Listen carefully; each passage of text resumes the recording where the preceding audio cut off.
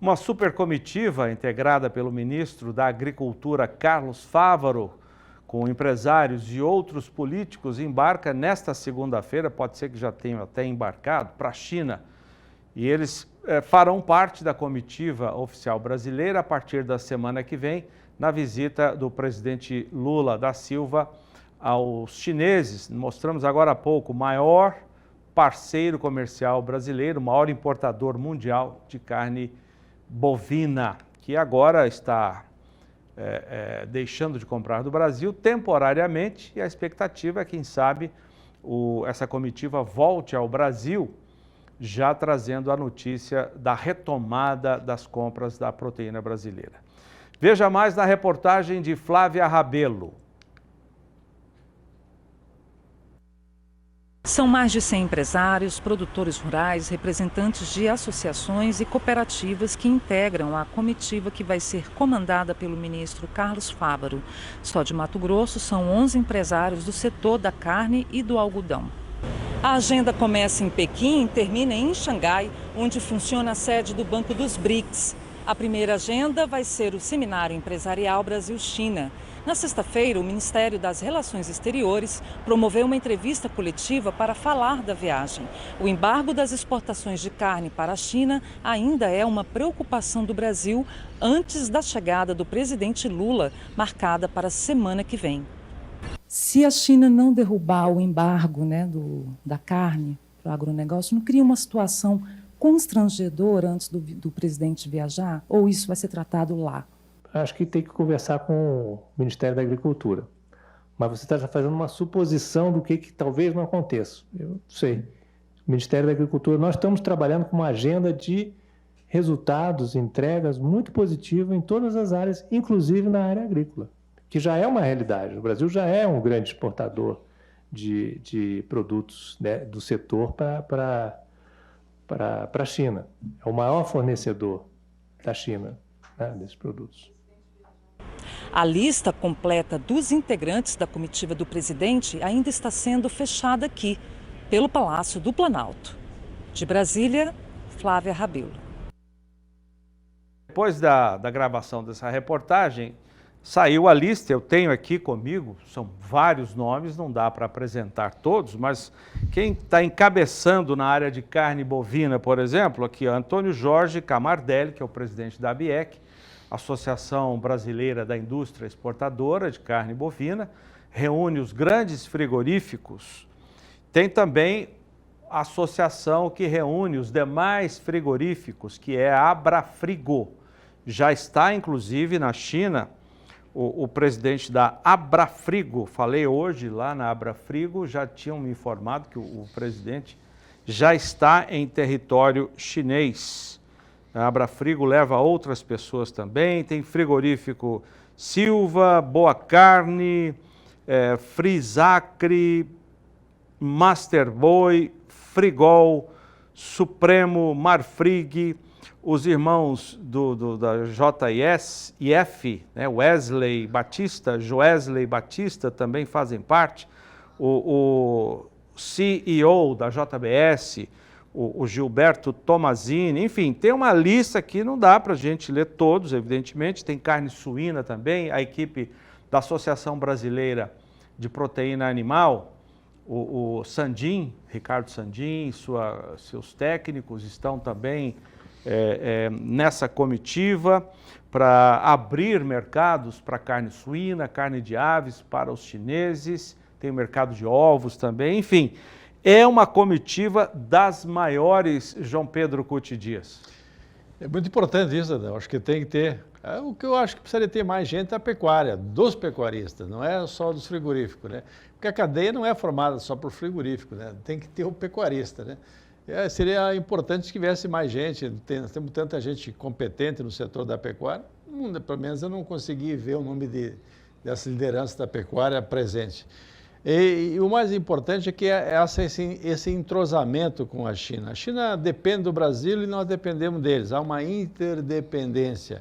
A China é o grande fornecedor de produtos eletrônicos, de equipamento médico, uma série de coisas que nós importamos da China e que são bons, são positivos. E é a grande importadora de alimentos do Brasil. Primeira importadora de carne bovina brasileira, de carne de frango.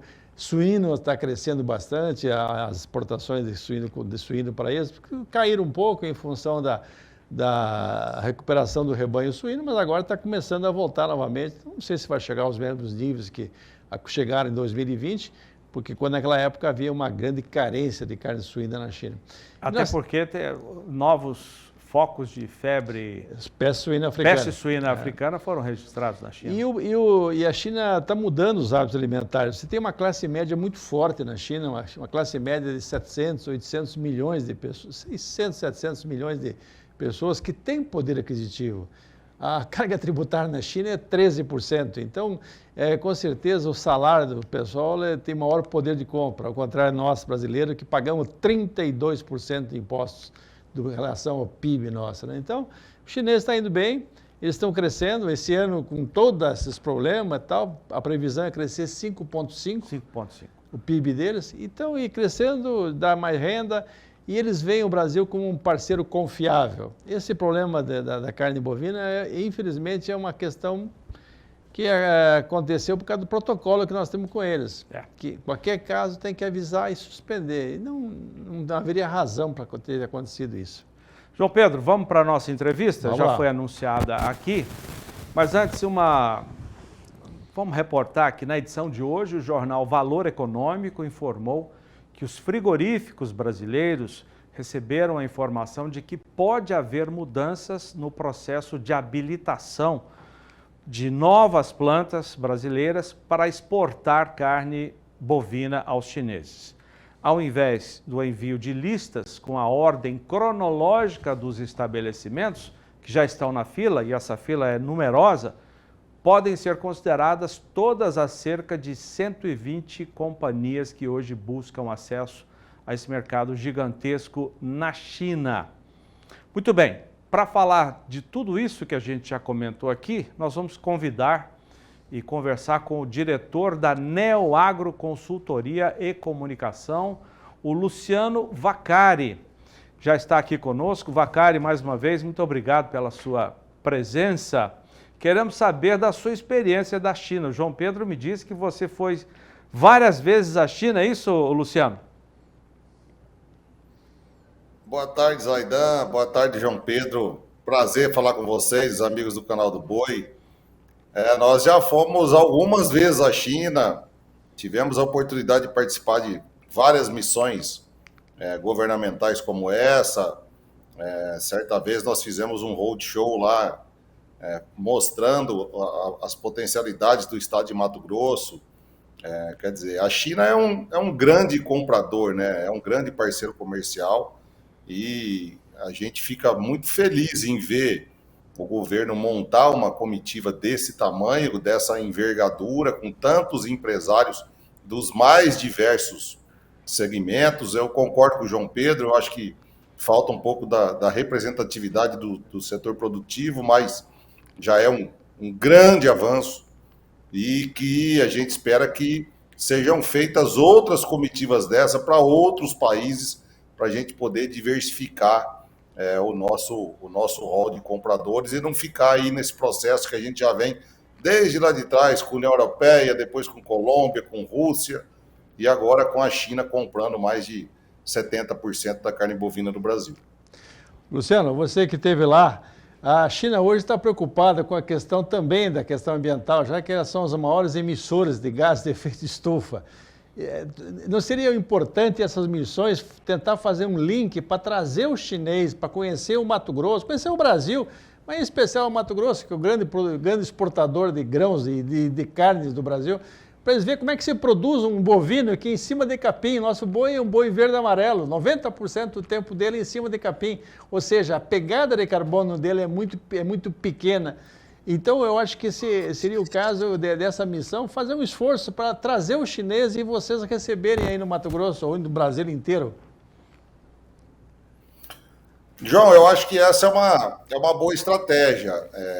Esse promover o intercâmbio, mostrar como a gente faz, mostrar o grande potencial sustentável da produção agropecuária brasileira, visitar as fazendas, visitar as indústrias frigoríficas, enfim, mostrar como é realmente a cadeia de valor da carne bovina do Brasil é uma grande estratégia. Eu acho que essa reaproximação é fundamental. Eu acho que é uma primeira visita do governo eleito à China, demonstra o interesse do governo brasileiro em se reaproximar. É óbvio que a única pauta não é exclusivamente de carne bovina, existem todas as outras proteínas, existem a questão do minério de ferro, por exemplo, que a China é um grande importador do Brasil, existe toda essa questão que foge do nosso controle aqui, quando a gente pensa só no setor produtivo, mas certamente uma coisa que vai estar na mesa de negociações é essa relação Brasil-China, Brasil-Rússia, Rússia-Ucrânia, Rússia-China. Afinal, o Brasil é um país importante nessa mesa de negociações, e a gente espera que o Brasil colha frutos disso. A gente vê hoje a importância de se ter um frigorífico habilitado para exportar para a China, por exemplo. A gente tem percebido a vontade e o anseio de cada vez mais indústrias terem a habilitação de exportação para a China. A gente tem a questão do protocolo sanitário que precisa ser discutido, precisa ser trabalhado, e aí também um ponto extremamente positivo dessa comitiva, que é a presença dos técnicos brasileiros. O secretário de Defesa Agropecuária, por exemplo, certamente vai estar nessa comitiva, e junto com o ministro Fávaro, o responsável por subsidiar e responder às questões técnicas, e depois cabe ao presidente fazer política, ele e seus ministros discutirem os assuntos, negociarem. A gente sabe que um país que compra 70% de um produto de um outro país, é lógico que ele vai querer comprar ou vender alguma coisa ou tirar algum proveito em uma outra situação. Nós estamos falando de negócio, isso é comércio internacional, a regra é muito pesada, o jogo é muito pesado, mas a gente já está aí há alguns meses sem exportar para a China e viu o resultado disso no preço diário pago ao produtor. Os preços derreteram, a indústria também teve seu prejuízo, quer dizer, todos perdem. Então, vamos torcer para que essa missão comercial traga bons frutos rapidamente para o Brasil. No seu íntimo, Luciano, você tem expectativa de algum, por exemplo, essa comitiva deve voltar ao Brasil com a bandeira verde para voltar a embarcar carne para os chineses?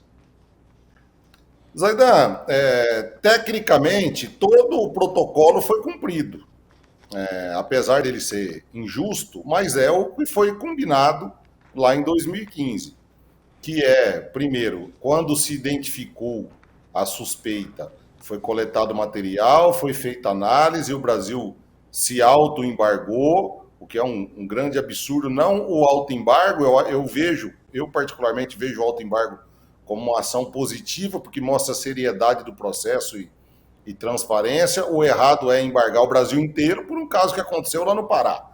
Quer dizer, o que o CIF do Paraná tem de ligação com um caso suspeito lá do Pará? Mas isso é a regra, esse é o combinado. Foi feita a contraprova, a autoridade sanitária chinesa foi avisada de todo o processo e já recebeu toda a documentação. Ou seja, a questão agora é muito mais negocial do que técnica. Tecnicamente já foi tudo resolvido. E numa mesa de discussões, onde nós vamos ter os dois presidentes dos dois países, ou seja, nós vamos estar o chefe do país vendedor com o chefe do país comprador. Eu acho que as possibilidades são muito positivas, mas não depende mais dos técnicos do Ministério, não depende mais do aguardo de alguma documentação. já está tudo lá, já foi tudo enviado, já foi tudo esclarecido. Cabe agora a retirada do embargo por parte do país comprador. Luciano, havia uma expectativa de 18 frigoríficos novos serem habilitados para exportar para a China.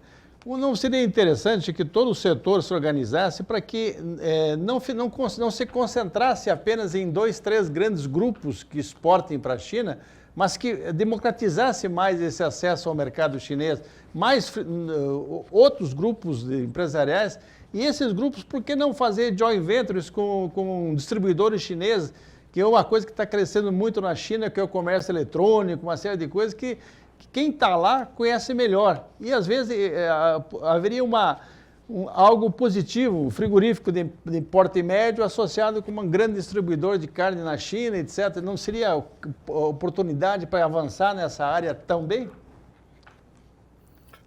João, seria perfeito. A gente, inclusive, já comentou isso aqui numa outra ocasião. Seria o melhor dos mundos. Eu vou contar uma história rápida que aconteceu comigo lá na China. Alguns anos atrás eu fui visitar um grande empresário chinês, um maior importador de leite da China e o maior importador de minério de ferro da China. E ele perguntou para a nossa comitiva o que nós estávamos fazendo lá. E eu respondi na maior inocência, nós viemos aqui apresentar o estado de Mato Grosso e vender os produtos do estado de Mato Grosso.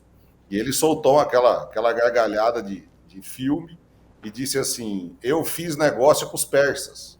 Quer dizer, os caras fazem negócio há 5.000 anos, cara. E um negócio desse tamanho tem muito interesse. A gente precisa discutir isso com muita tranquilidade e a gente percebe o interesse da indústria frigorífica nesse processo, porque a gente vê o número de empresários que acompanham e que compõem essa comitiva.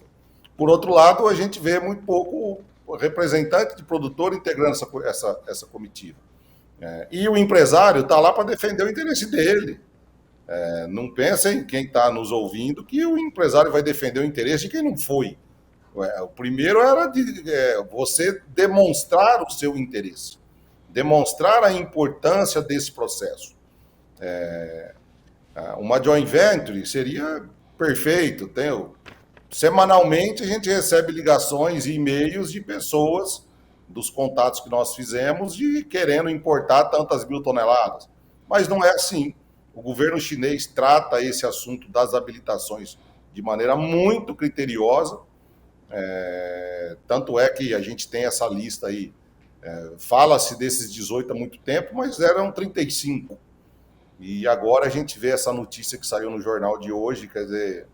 É estranho uma mudança de regra, sabe? E aquele cara que está na fila lá e até agora não foi nem sequer vistoriado virtualmente, que isso faz parte do processo. O interesse é muito grande, João e Zaidan. O produtor que nos assiste tem que ter isso muito claro na sua cabeça, que o interesse é muito grande. E a gente precisa estar acompanhando isso de maneira muito próxima, porque... aquilo, quem não está na mesa vira a refeição, né? É melhor estar sentado na cadeira do que estar em cima da mesa. Luciano, esse temor dos frigoríficos, né? Mais de 100 querendo abocanhar essa fatia, com razão, esse temor de que mudança no processo de habilitação pode piorar para eles, por exemplo, ao receio de que haja brechas para criação de lobbies para favorecer A ou B ou C em detrimento de outros que estão na fila, no primeiro lugar da fila há muito tempo. Existe razão para esse temor, Luciano? Eu acho que o ponto principal é esclarecer o porquê da mudança. E uma grande oportunidade é de se discutir isso agora lá. A partir de amanhã, o ministro já embarcou hoje. A partir de depois da manhã, já é possível ter conversa entre as autoridades. Quer dizer, o porquê mudou, qual vai ser o critério, como vai ser essa fila, e a fila é um sinal positivo, essa fila tem que ser transparente para que todos possam acompanhar o andamento do processo. Enfim, é aquilo. tem muito interesse e o interessado precisa acompanhar de perto. Infelizmente, é uma coisa que não depende do produtor. O produtor é simplesmente o sujeito que entrega os animais num frigorífico que tem uma condição comercial melhor do que aquele que não tem uma habilitação para a China. E a gente vê a diferença disso, é muito grande. Chega a 30, 40 reais por arroba de boi. A gente vê casos aí de frigoríficos próximos, na mesma região, um frigorífico que não tem essa habilitação chegar a fechar a porta, porque ele não consegue concorrer com o outro. Quer dizer, eu acho que é um ponto que precisa ser tratado. Esse assunto deveria ter sido pautado aos técnicos do Ministério, de novo, pelos representantes dos produtores, que também deveriam estar acompanhando ou encorpando ainda mais essa missão aí. O Paulo Mustefaga, que é o presidente da Abrafrigo, já está na China e, quem sabe, ele esteja vendo essa questão muito importante que você abordou, Luciano. É o seguinte, eu vou pedir para a equipe da Connect Leilões, que já está pronta para entrar aqui, vem aí o shopping do Cimental Brasileiro, porque o assunto é muito importante, é o assunto da semana, e já nós teremos essa apresentação e venda do Cimental Brasileiro aqui no programa. O João Pedro tem mais uma questão. Luciano, você falou que o comércio mundial é mão dupla, tem que mandar exportar e tem que importar.